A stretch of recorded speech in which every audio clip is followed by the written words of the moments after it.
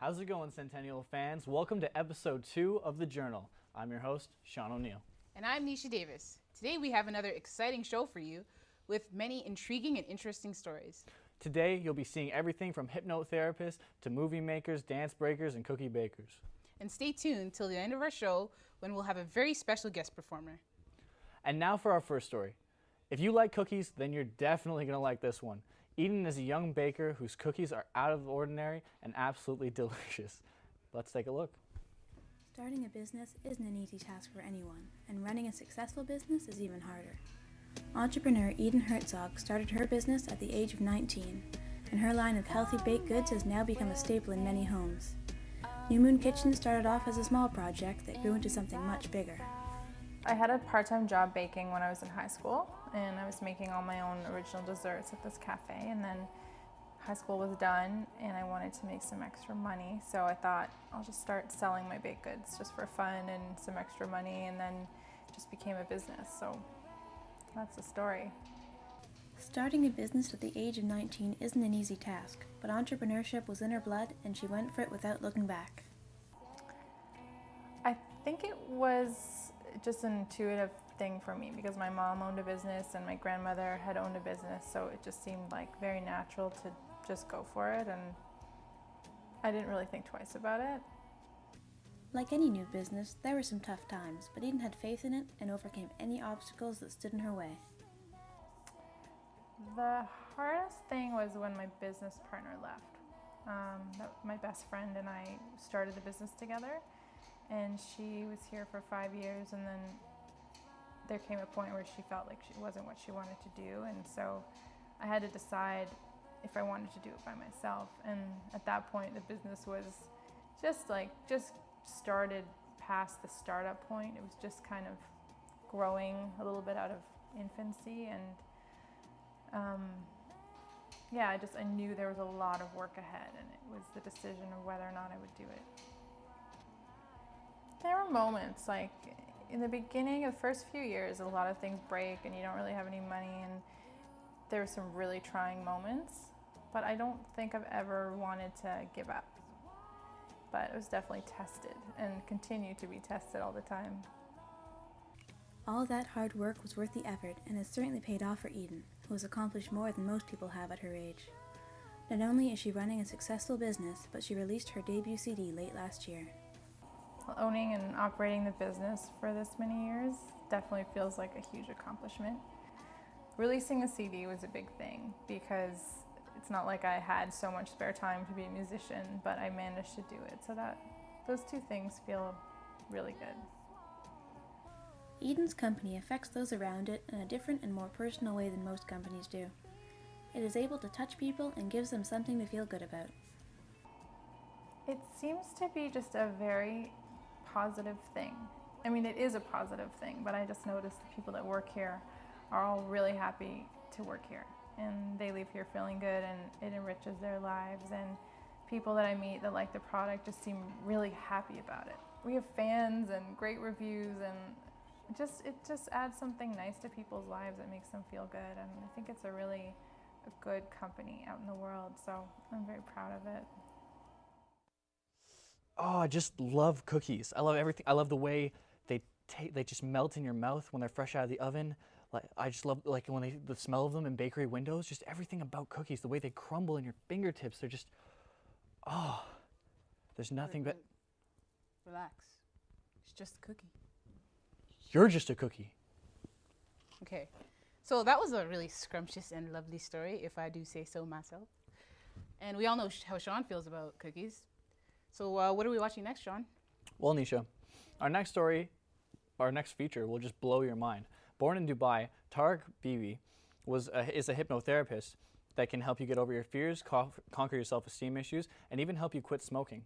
If you have any personal demons, do not face them on your own. Let Tarek Bibi help guide you through. Okay, well, let's watch it. We're going to watch.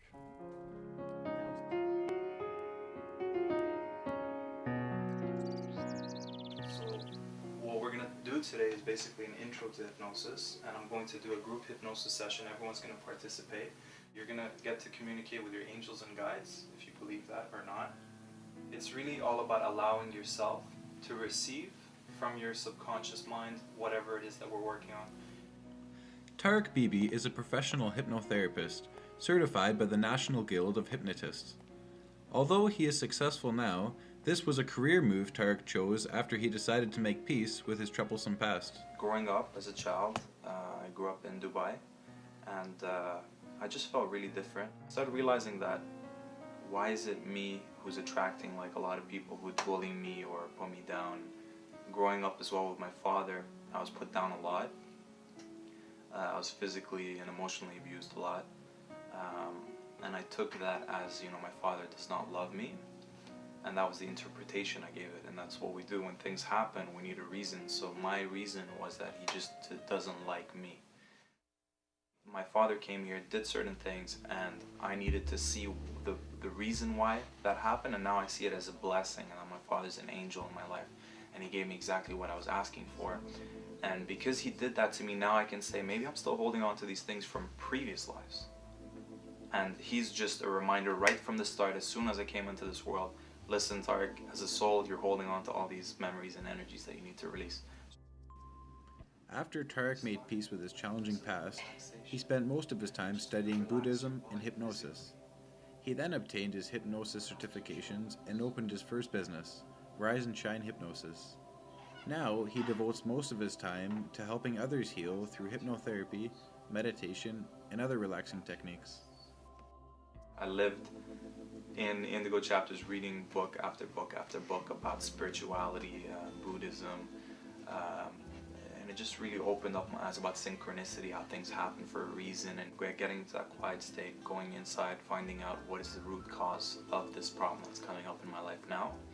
And if I don't confront it, if I don't get to the root of it, I'm pretty sure it'll keep happening. Because you're constantly consciously thinking, it's hard to communicate directly with your subconscious. Just from our upbringing, there's a lot of stuff with our parents, with the things that happen to us that we need to confront, and I think we don't value that as much as we value these other things I mentioned. But I think that, in the bigger scale of things, is huge. That's the basis of what I help people with in hypnosis. You have these recurring things, you're attracting weird relationships, you're self-sabotaging yourself, you're not sure why you're here, what your purpose is. But if you get to the root issue, confront it, release what needs to be released, clear what needs to be cleared, then you no longer need to go to those things anymore, because you're not hiding from it. You're facing it.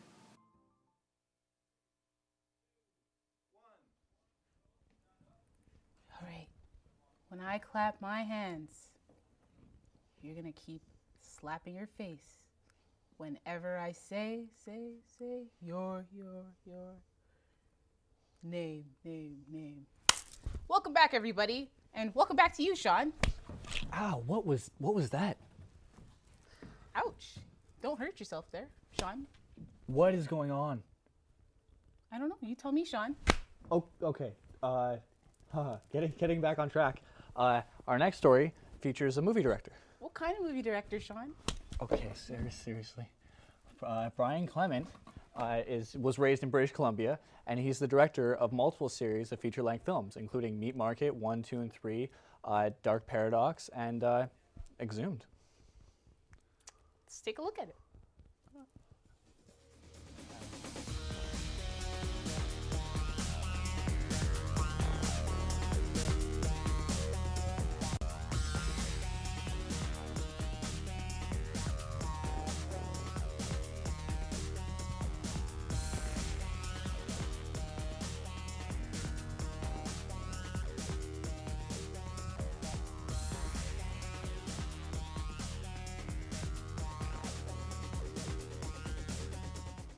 Hi, my name is Brian Clement. I am a low-budget feature film director. I've made 7 features and several shorts. I just moved to Toronto about a year ago, and I've been working on films since about 1999, doing short films before that in school. And I've taken some film theory classes, never done practical training.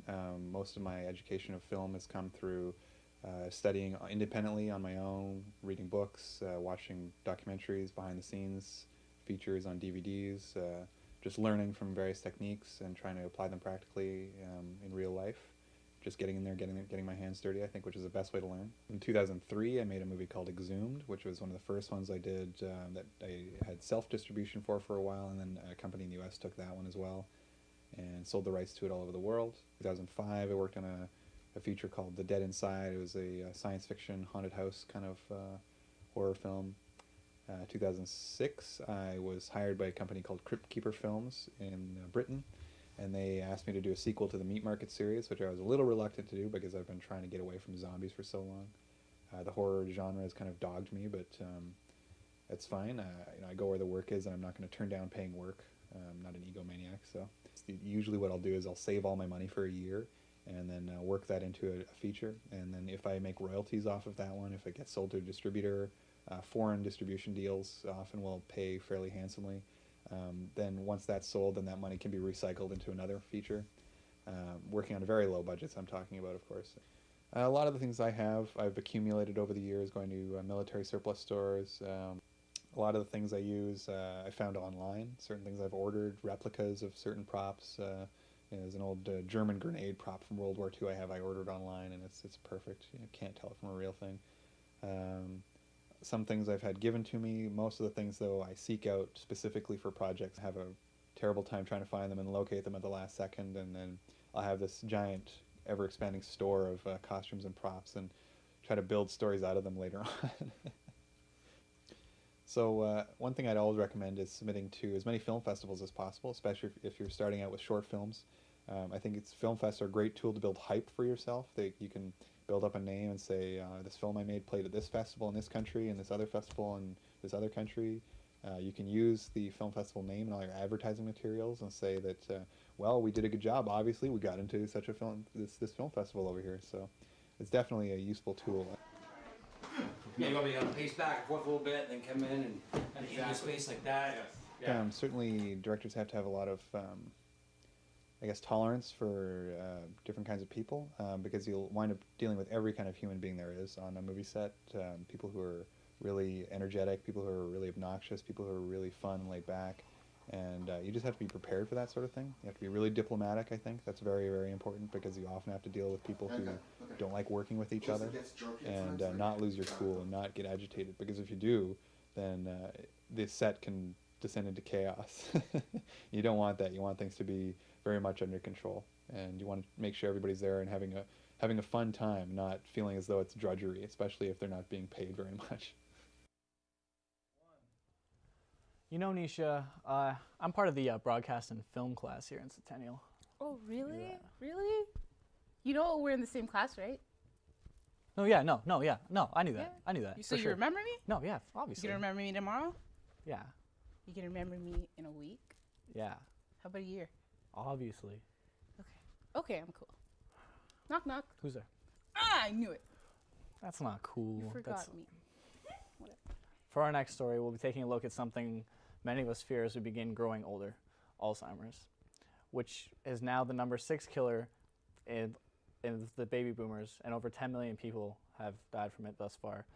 This story outlines what it takes for a couple, Paul and Aline, to go through their daily lives after this diagnosis hit them. Let's check it out. Alzheimer's is a disease of the mind and affects the loved ones around us. Paul and Eileen Coburn have been married for 51 years, and after being diagnosed with the Alzheimer's disease just over a year ago, are now finally settling into a life of normality.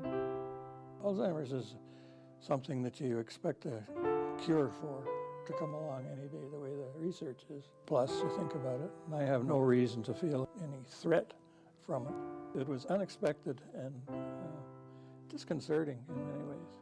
I think it probably was a bump in the road before the diagnosis, because things were happening in neither of us were understanding, and it caused fights between us. I had suspected for a long time, so it wasn't shocking to me, but it was upsetting because it's not a very nice diagnosis. Not for Paul. He's on a medication that they have tremendous medications now, and the medication that he's been given keeps him at the same cognitive and memory levels that it was at when he was first diagnosed. So hopefully this medication will keep working on him. The type of Alzheimer's I have is very, very basic. It's not a strong case for it, and I don't notice Alzheimer's as a problem. There are times I wonder, like, really, what do I have Alzheimer's? Because the rest of the days go by normally. Your relationship changes a little bit because it's an emotional disease. It's a very difficult diagnosis to receive. It's very upsetting for Paul to get a diagnosis like Alzheimer's. The decision making is left to the caregiver. Because I'm a caregiver, I make more decisions now in our marriage than I used to. And a lot of decisions that he made for years and years, I now make them. Our life has changed quite a bit. I go to a social group once a week. We play tabletop shuffleboard. Then on the other side is a mental exercise. Like they were doing one the other day of naming movie stars in Westerns. Like, who was the sheriff in High Noon type of thing. When you mention Western, I just perk right up. I know all the Westerns. But once we both knew that Paul had Alzheimer's, then there was a period of adjustment that seemed quite difficult. But now it's been close to a year since he's had the diagnosis, and I think our life has settled. We both feel at this particular point in our life today that things are working out really well and things are going well for us. And I think we're both dealing with everything much better than we were a year ago. Much better. I think it's a big adjustment, but it's good now. Hi. Welcome back. Our next story is for all you ska lovers out there. That's right. The Toronto ska scene seems to be pretty hot these days with events going on in the Queen and Bathurst area. And our next story actually profiles local musician Dan Cohen, part of the band Stop, Drop, and Skank. So why don't we go right into that?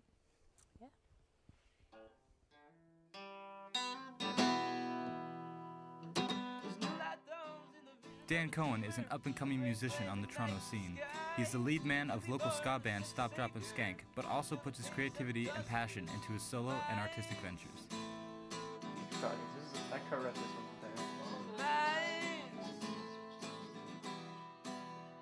I go to OCAD, doing some like digital sort of art, CGI kind of based stuff, but also like acoustics.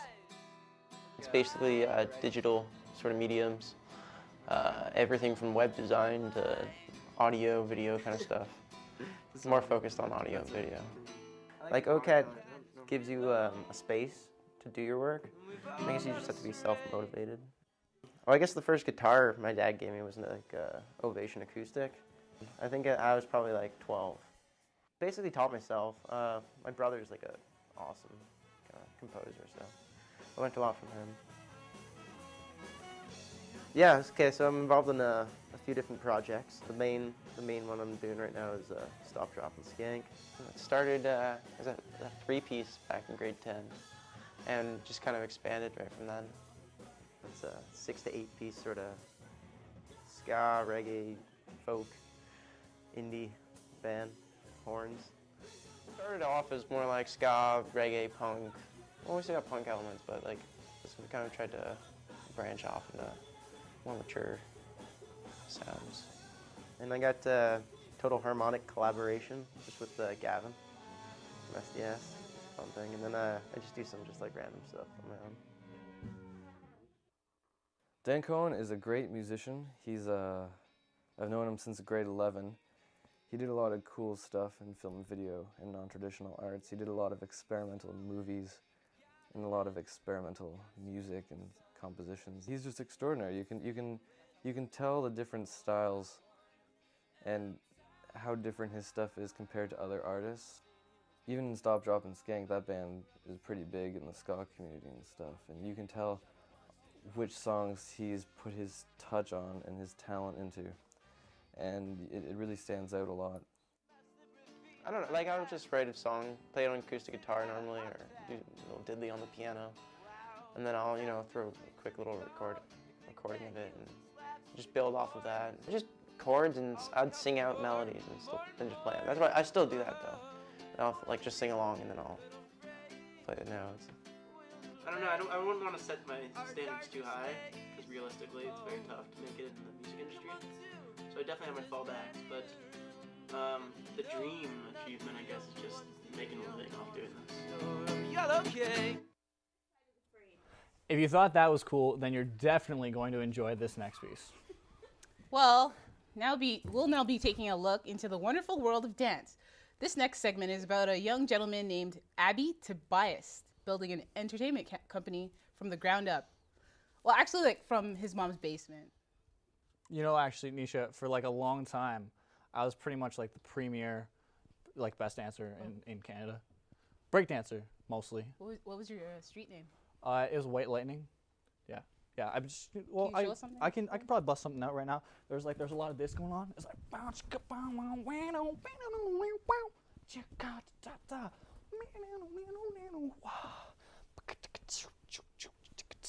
keep going. Keep embarrassing yourself. That's fine.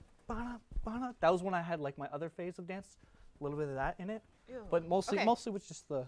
Let's just go to the clip. In it, Soul power is why I'm able to afford nice things and live a nice life.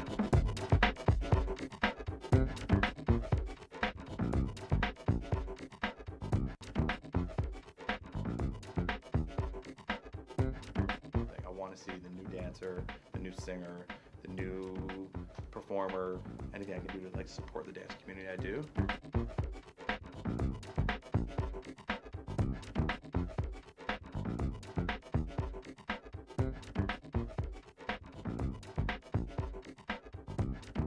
I would trade it all if I could do one windmill.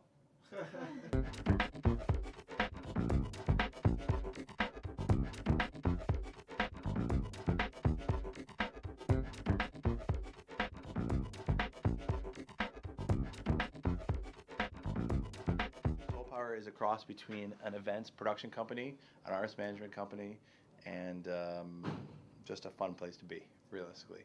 So we produce about 300 events a year across Canada, primarily in Toronto. And so people would hire us either for production, so like lighting, staging, video, or talent.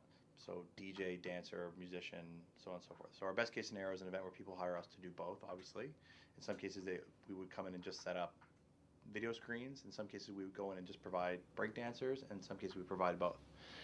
And then from there, the Soul Power is the umbrella that holds Scratch Lab, which is Canada's biggest DJ school, Canada's only DJ school, the A-Team DJs, which is a DJ management company, Keys and Crates, which is a band that we represent, and 6 Degrees, which is a nightclub that we own. The pressures are insane. I have next to no social life, but that's the way it is.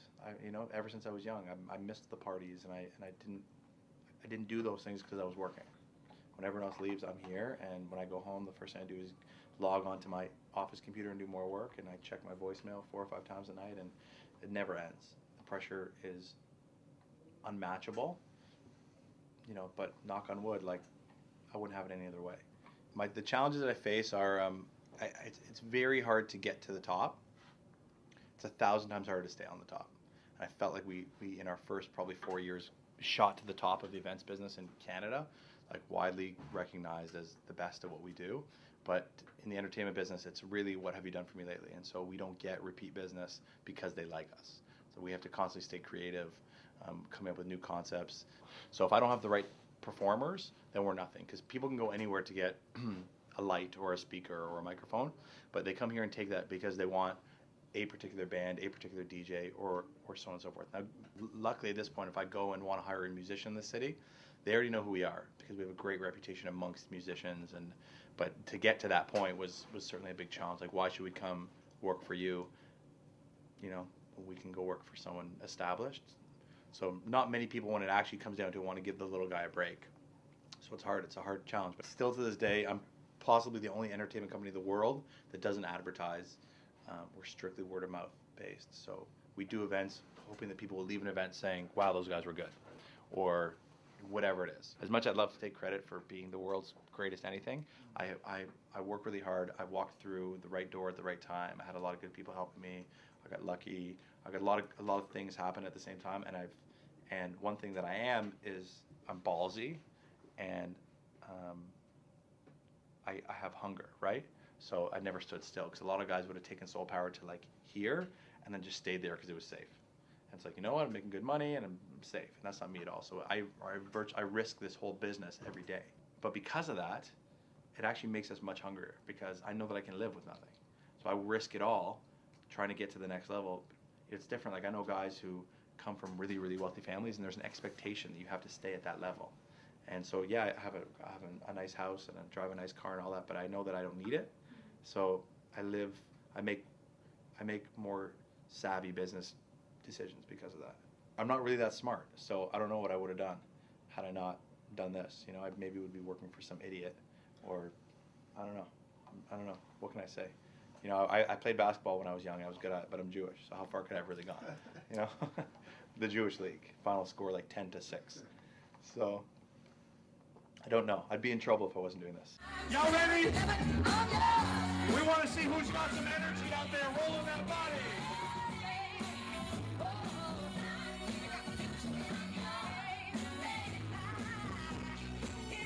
My advice for anyone who wants to start their own company is do it. I think it's great. I think, you know, having worked for someone else and worked for myself, it's great. All the pressure is on you.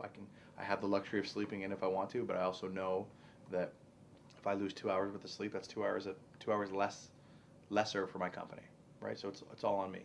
But I also think it's important to have something to offer. You can work for someone for 10 years, build up a little nest egg of money, and then say, I'm going to go start my own company. But if it doesn't work, then that's 10 years worth of income down. So you got, you know, and I'd be way too arrogant to be able to say this is how you do it. I honestly don't know how you do it. I can tell you that I did work for 9 years in this business. I already had a great name and a great following. The day I opened up my doors, I had people running to me, which was amazing, but I don't think that's necessarily always the case. I guess my advice would be to speak to people about who've done it, you know, and try and make an educated decision. Oh, welcome back to the Journal. I'm here with the producer of the last segment that we just saw, Andrew James. Andrew, how are you doing today? Not too bad, how are you? So as I understand it, you actually breakdance yourself. Yeah, that's correct. Would you care to show us some moves today? No problem. All right, grab that off you, and the stage is yours.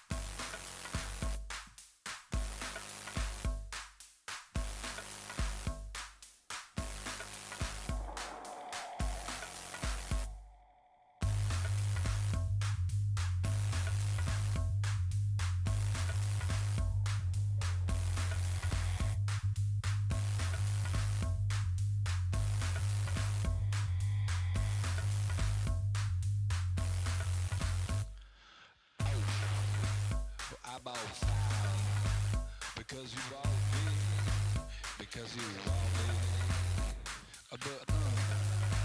But my desire is gonna crush me, cause you bought me.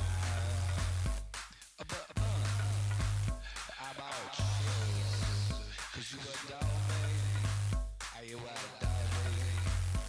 But I still on pills. I did buy thrills. I did buy stress.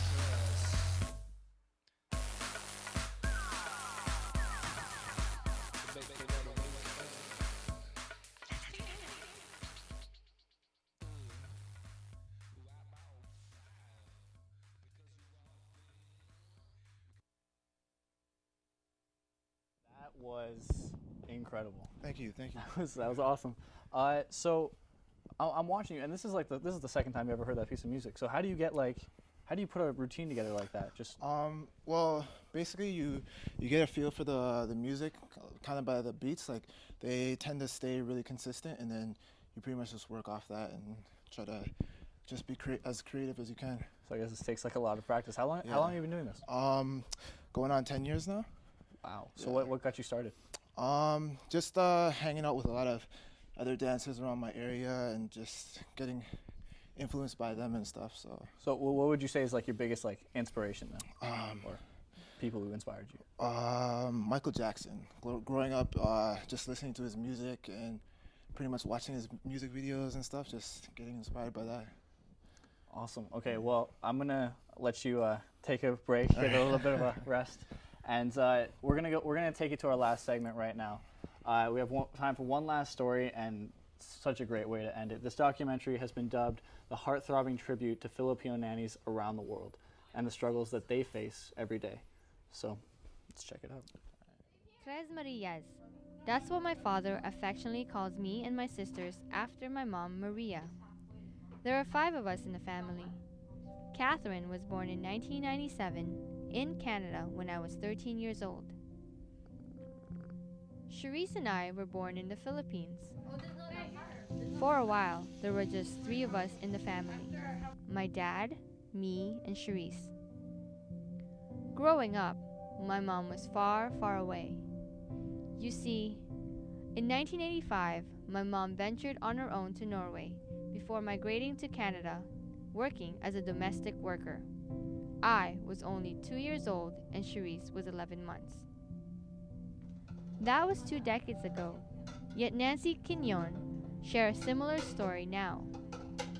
In 2000, Nancy was forced to leave for abroad, leaving her 3 young children, Horace, who was 9 years old, John, who was only 6, and her baby girl, Trini Ann, only 2 years old. Through tears and sweat, both mothers willingly endure the long separation from us, their children, to give us better opportunities in life. This is the story of a Filipino nanny. An estimated 8 million Filipinos have been forced to work abroad because of poverty and lack of sustainable jobs. Philippines has no industries of its own, so it can't support this huge pool of labor. The Philippines' major export is human labor, stripping Filipino children from their own mothers. It's really hard for me to accept that I left them alone just to look for a better income to support them. In Canada, the majority of Filipino women enter through the Living Caregiver Program, also known as LCP. Most women are live-in domestic workers for affluent Canadian families. What does a nanny do for the children they care for? You need to feed them, you need to wash their clothes, and you need to take them to the school. Taking care of the children is not the only task the caregiver has. Cleaning, cooking, and washing clothes take up a good chunk of their time at work. Life is not easy. Caregivers have to complete 24 months of domestic work within 3 years before they can apply to be immigrant and receive full Canadian benefits. Is this cheap labor? If it were a Canadian worker doing the caregiving job, then that worker would be entitled to all the benefits. Being a nanny is the only job in Canada that requires them to live with their boss. Living in an employer's home, because it's a private home, first it's not regulated, so there's no one to oversee or ensure that whatever stated in the contract is what's being done in the home. Many caregivers are professionals back home, but they swallow their pride to earn money to support their families. Going abroad is not heaven actually. It is hard work, determination, and a great sacrifice. That sacrifice for mothers is being away from their own children. The Filipino word nanay sounds so much like nanny that it's easy to assume they mean the same thing. Close, but not quite. Nanay would be the Tagalog equivalent of mother or mommy even. The first family that I met, I worked with was a Jewish family, Marlene Kamen and Joel Kamen. Marlene had 2 children. One girl, which is 3.5, and a baby boy, which is less than 1 year old. With Filipino women who are working as nannies, I think it's also a way of, a lot of them leave their children in the Philippines, and when they take care of the children of their employers here, I think whatever affection that they would like to show their children, because they're far away, that's how they just pour all of that affection into the children that they're taking care of. When I see the kids, I said, oh, maybe my kid is also growing like this. She's always running around and calling me, Mommy, Mommy. The other side of it is sometimes the relationship between the caregiver and her own children is compromised because of the distance mainly. In March 1990, Maria went back home for the first time since leaving, staying only for 2 weeks. This was the first time Charisse met her mother. It took like 5 years, so I was like 5.5. She was running to my mother, not to me, at the door. I remember that. It's been 9 years since Nancy was together with her children. She is sad she cannot witness her children's rites of passage, especially with her daughter Trinidad, who needed her the most as she enters womanhood. She was scared. She knows nothing about this, what happened to her. So I was sad because I was not there to help her, to explain why. It's Friday night. Nancy heads home for the weekend to her apartment that she shares with 7 women. It's a 2.5-hour travel from Unionville to Toronto. She hurries to talk to John and Trinidad via webcam. It's 10:15 p.m. here and it's 10:15 a.m. Saturday morning in the Philippines. Nancy's face lights up upon seeing her children. Trinidad longs for her mom. Tiyan ka lagi, be?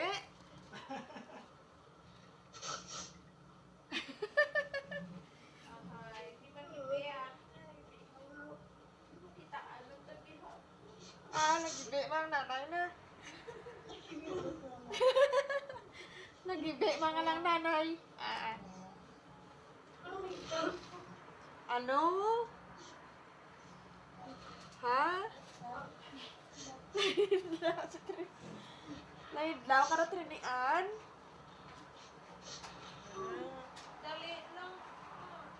Dali lang, mga isa pa ka tuig.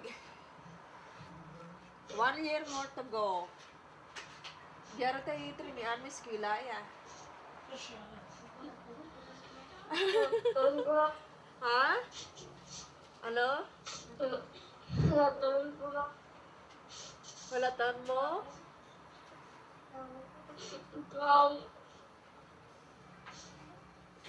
Ano? Walatan mo?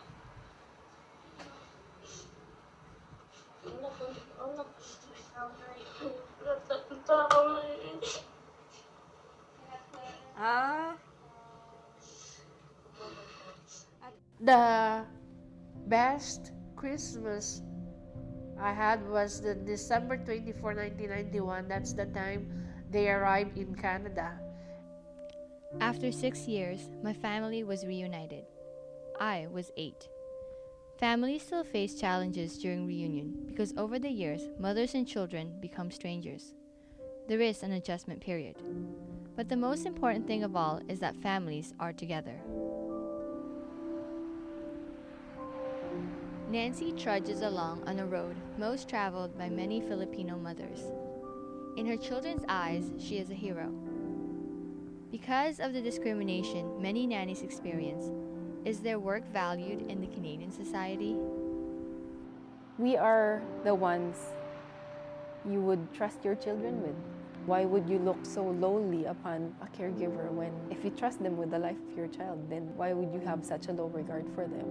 Because the work they're doing is valuable. And that's what I would say to anyone who questions the value of the work of a caregiver. In about a year, Nancy will be with her children. As a mother, Nancy wants to see a society where parents do not have to choose between the relationship with her children and the future of her children. I'm dreaming of a society where there's no family apart, just to earn money to support them. So my dream is to be with my family again in the future.